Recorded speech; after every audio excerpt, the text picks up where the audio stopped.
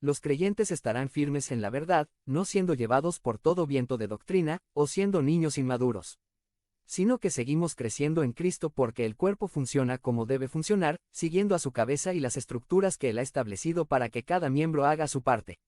3053. Nos deja claro también, que los oficiales, no son la cabeza de la iglesia, aunque sí tienen autoridad. La cabeza del cuerpo siempre es Cristo. No obstante, los oficiales son importantes en el cumplimiento de la finalidad que Cristo tiene para todo el cuerpo. Los oficiales son parte del cuerpo, no están por encima del cuerpo, y cuando cada quien hace bien lo que debe hacer, todos crecemos y nos edificamos, es decir, la iglesia refleja más a Cristo. Los oficiales de la iglesia tienen la gran tarea de dirigir y guiar a la iglesia al cumplimiento de su finalidad, que es ser cada día más como Jesús, el varón perfecto. La estructura establecida por Cristo es necesaria para que todos crezcamos y nos edifiquemos de acuerdo con el diseño del Señor para su iglesia.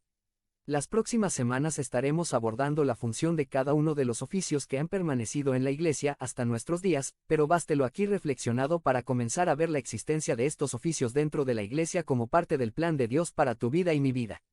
Ser parte de la iglesia implica ser parte de un cuerpo donde hay estructuras de autoridad, donde hay una unidad que se cuida y donde hay una finalidad que debemos buscar como cuerpo.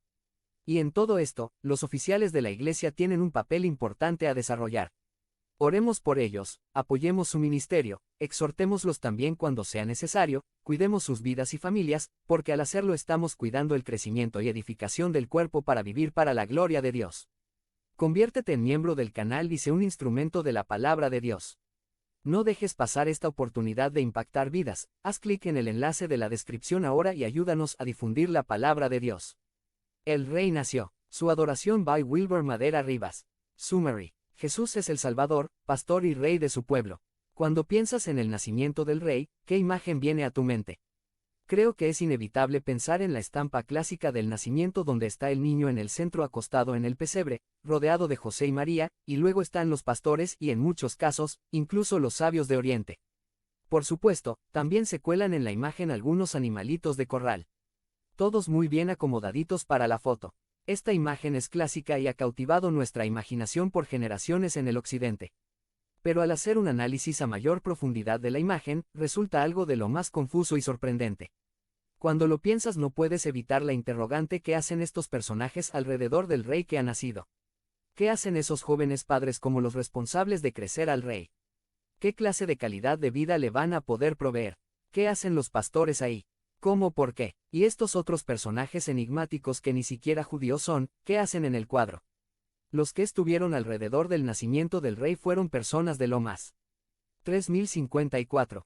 Insospechadas e inesperadas. Si Dios iba a enviar a su hijo a la tierra como el rey de los judíos, como que debió haber nacido en alguna de las familias más prominentes de Jerusalén, debió haber sido anunciado a la más alta nobleza de la ciudad y debió haber sido reconocido por la más alta élite académica de los eruditos judíos. Pero nada de esto ocurrió. Sino personas que no hubieras esperado ni sospechado, fueron protagonistas en esta, que es la más bella historia de las historias, la llegada del rey a la tierra. El rey nació y estuvo rodeado de las personas más insospechadas e inesperadas. Podemos analizar nuestra postal navideña clásica y quedar maravillados del proceder del Señor en la entrada de su Hijo al mundo cuando llegó el cumplimiento del tiempo. Primero, ¿qué hacen José y María en este cuadro? Si fueras a seleccionar a la pareja que habría de ser la encargada de recibir y crecer al rey, ¿qué criterios hubieras escogido? Hubieras escogido a un joven carpintero y a su joven prometida. Hubieras escogido a personas sin educación formal y sin una posición prominente en la sociedad. Pues Dios en su soberana gracia, escogió a estas dos personas, para desempeñar un papel crítico en la llegada del rey. Ambos pasaron por momentos de fe y prueba, y mostraron un corazón dispuesto a servir al Señor. Mateo 1. 18-19. El nacimiento de Jesucristo fue así. Su madre, María, estaba comprometida para casarse con José, pero, antes de unirse a él, resultó que estaba embarazada por el poder del Espíritu Santo. Como José, su esposo, era un hombre justo y no quería exponerla a vergüenza pública, decidió romper en secreto el compromiso. La llegada de un bebé por lo general es una noticia muy agradable. Pero no creo que al principio haya sido algo para celebrar en el caso de José. José sabía muy bien que él no era el padre del niño que estaba en camino y en su amor por María quiso dejarla secretamente para que no sufriera. José hubiera podido denunciar a María y ella sufrir un final catastrófico. No me imagino la agonía emocional por la que pasó José en esos momentos cuando se enteró del embarazo y saber muy bien que él no era el padre. Debieron ser tormentos verdaderos, pero al final él decide, por amor, alejarse sin hacer ruido ni alboroto. Una retirada silenciosa iba a ser el último acto de amor hacia María. No obstante, este hombre sencillo, recibe una revelación en sueños que cambió toda su perspectiva de las cosas. Se le dijo que el niño que nacería había sido concebido por el Espíritu Santo de Dios y que debía ser llamado Jesús, porque sería el Salvador de su pueblo. Mateo 1, 24 termina diciendo: Cuando José se despertó, hizo lo que el ángel del Señor le había mandado y recibió a María por esposa. 3055. Un hombre sencillo, del linaje de David, aceptó el llamado que Dios le hacía de hacer las veces de padre para el rey que había nacido. Y María, ¿qué decimos de esta joven mujer que también recibió un llamado nada sencillo de enfrentar? El ángel Gabriel fue enviado a ella para decirle, como nos dice Lucas 2. 31 a 33. Quedarás embarazada y darás a luz un hijo, y le pondrás por nombre Jesús. Él será un gran hombre y lo llamarán Hijo del Altísimo. Dios el Señor le dará el trono de su padre David y reinará sobre el pueblo de Jacob para siempre.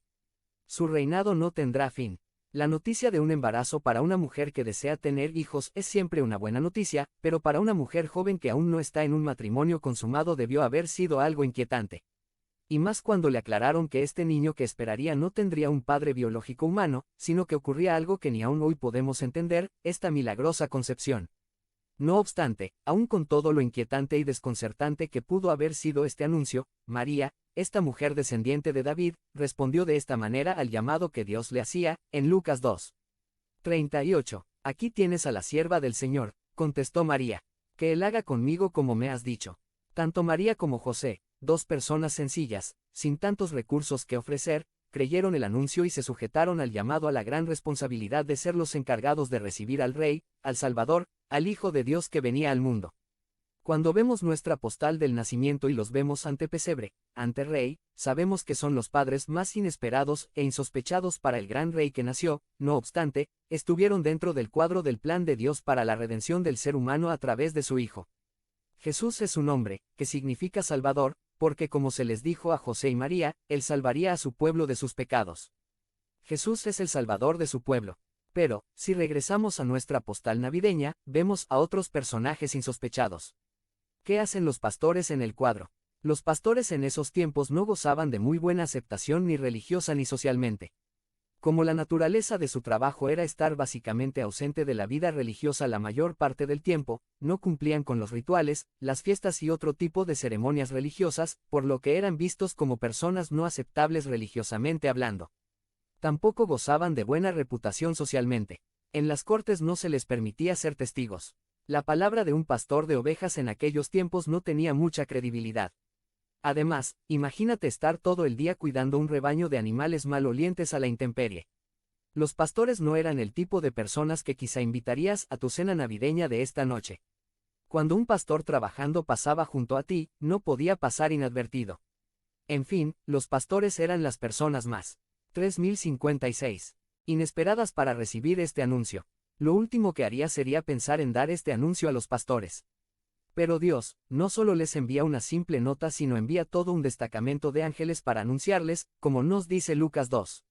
9 a 12. Sucedió que un ángel del Señor se les apareció. La gloria del Señor los envolvió en su luz, y se llenaron de temor. Pero el ángel les dijo: No tengan miedo, miren que les traigo buenas noticias que serán motivo de mucha alegría para todo el pueblo. Hoy les ha nacido en la ciudad de David un Salvador, que es Cristo el Señor. 2. Esto les servirá de señal. Encontrarán a un niño envuelto en pañales y acostado en un pesebre. Dios despliega su gloria ante un grupo de insignificantes pastores y les anuncia que en la ciudad de David Belén había nacido el Salvador. Que ese día era día de fiesta y celebración. Día de salvación, día de gloria. El Cristo, el Mesías había nacido. El ángel también les da una señal para que identificaran y confirmaran lo que les estaba diciendo. La señal no sería el lujo de las ropas que tendría el niño. No sería lo majestuoso del palacio donde estaría este rey.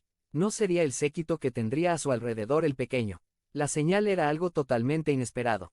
El niño estaría envuelto en trapos acostado en un pesebre, acostado en un cajón donde se le da de comer a los animales. ¡Qué raro! ¡Qué contraste! ¡Qué paradoja! ¡Qué giros tan inesperados! Pero ¿por qué se da este anuncio tan grandioso a unos sencillos pastores? ¿Por qué no a los eruditos bíblicos?